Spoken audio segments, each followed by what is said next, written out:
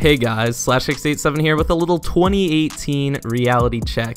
You all remember that time when I uploaded a couple videos saying that the GPU price increase was gonna come to an end eventually? Don't worry guys, I can tell you with confidence that GPU prices are gonna stabilize in about 2 to 3 months.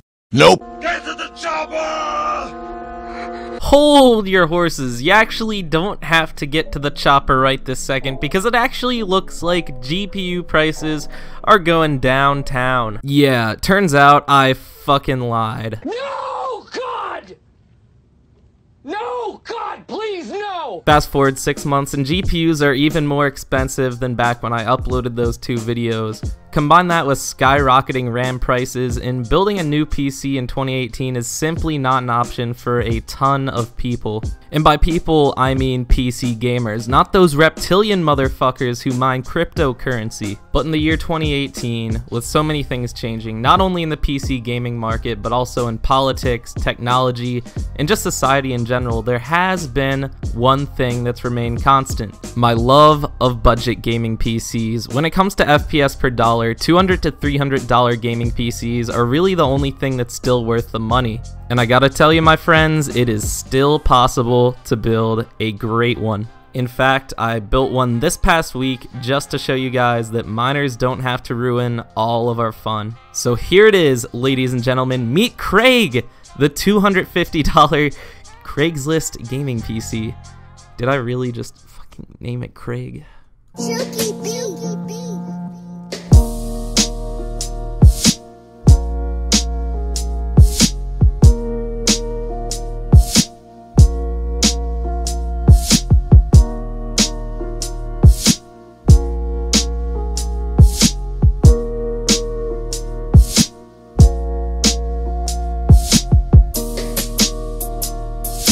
So the goal of this build was to make a great gaming PC for as little money as possible using Craigslist, and I definitely accomplished that. So in this video, I'll be showing you the process of getting these parts, the assembly of the PC, 8 benchmarks, and then finally an ending synopsis of how I felt about this PC. And I think you all are gonna be very shocked by the performance I got out of Craig for only $250. So here we go. First off is how I ended up acquiring these parts. Hey dudes, so I found a GPU. It's a GTX 760. It's $75, but it's like an hour away.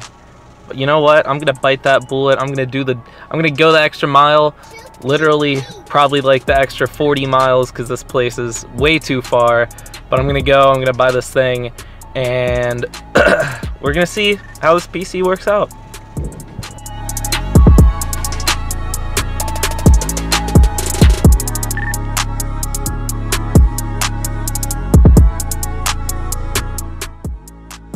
So the transaction's been made. It was $75.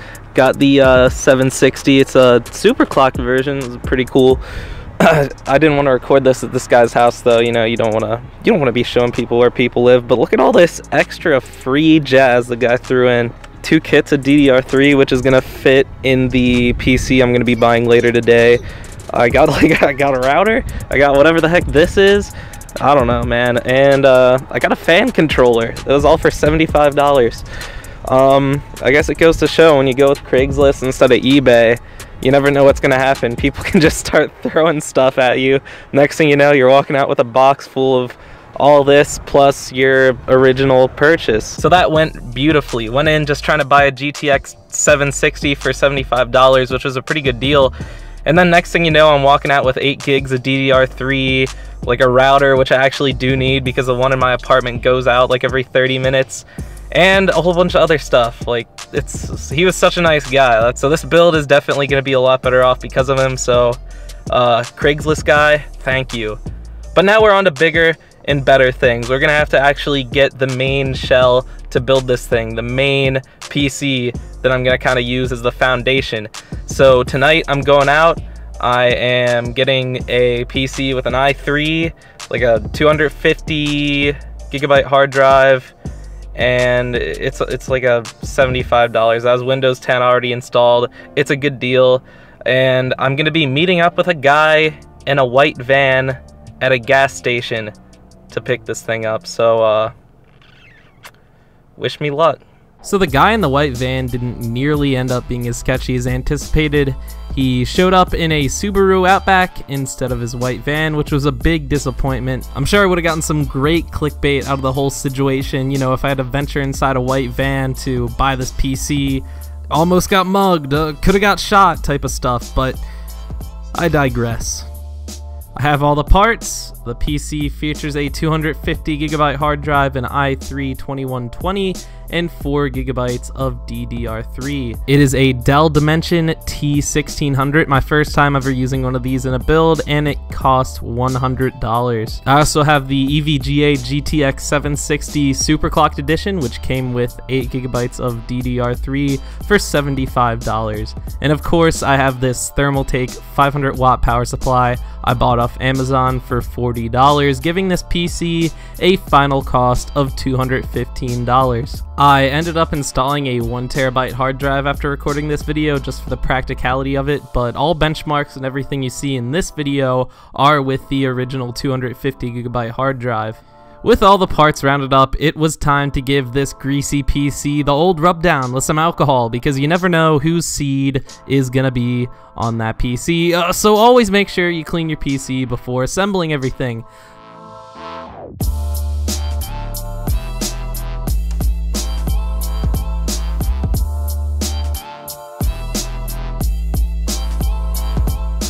This build went together surprisingly smooth. The case supported dual slot video cards, so I didn't have to make any modifications to fit in the 760. It was a bit of a tight squeeze, but I ended up putting everything together without a hitch.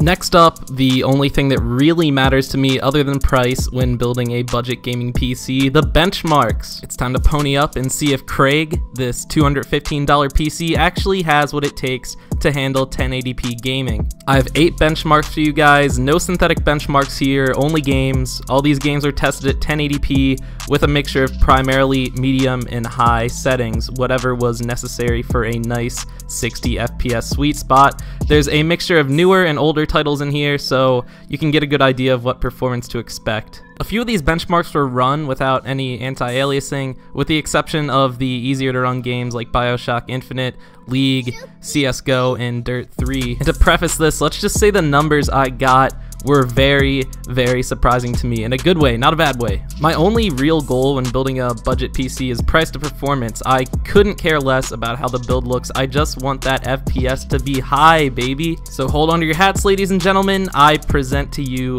the benchmarks.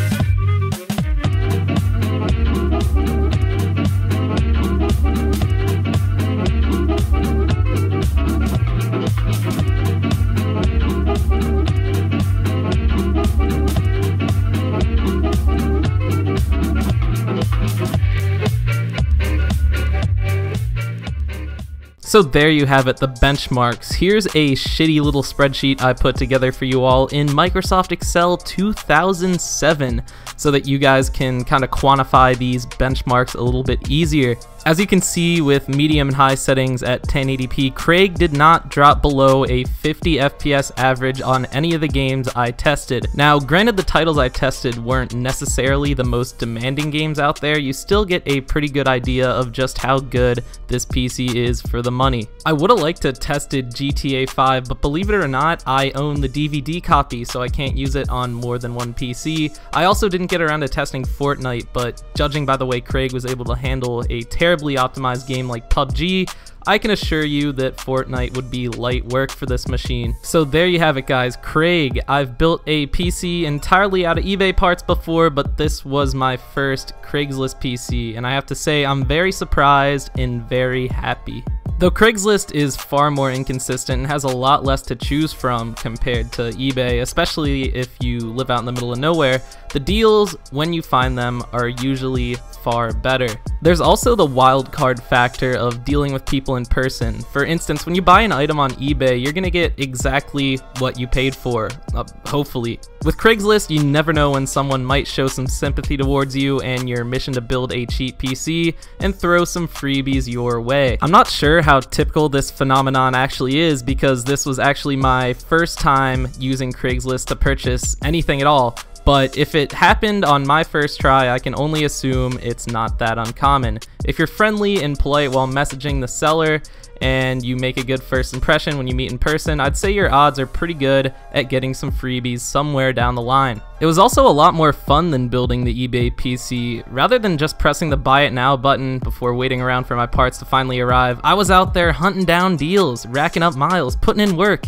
And when I finally had everything together, when I pressed that power button and saw the PC finally come to life after all that driving and all that messaging, I felt a lot more satisfied than I did when I put together the eBay PC. And when I ran those 1080p benchmarks and saw the results I got for only $215 and a little bit of elbow grease, that same old smile spread across my face. The proud, accomplished smile that only building something with your own two hands can create.